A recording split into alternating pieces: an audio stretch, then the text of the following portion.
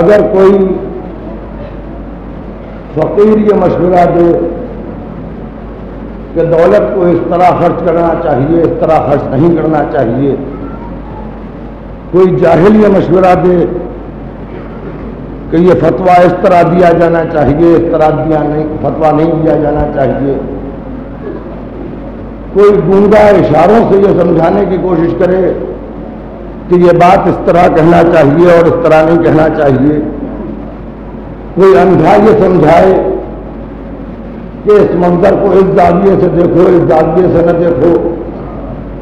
کوئی بہرا یہ کہتا ہوا نظر آئے کہ اس بات کو اس طرح سنو، اس طرح نہ سنو، تو ظاہر ہے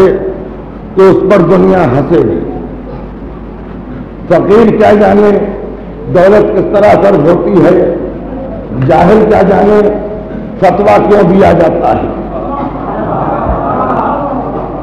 اگر سلمان رشدی کے قتل کے فتوے پر کچھ لوگوں کو اعتراض ہے تو یہ جہل عظمت رسول ہے۔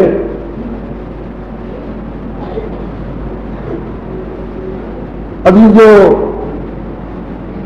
گونگا اشاروں سے سمجھا رہا ہے کہ یہ بات اس طرح کہو، یہ بات اس طرح نہ کہو، تو ہنسی تو آ سکتی ہے، مشورہ قابل قبول نہیں ہو سکتا۔ کوئی بچہ کسی سے یہ کہے کہ بڑھاپا اس طرح گزارو تو لوگ سمجھیں گے بچہ بکرات ہو گیا ہے، اسے ابھی خود سیکھنا ہے۔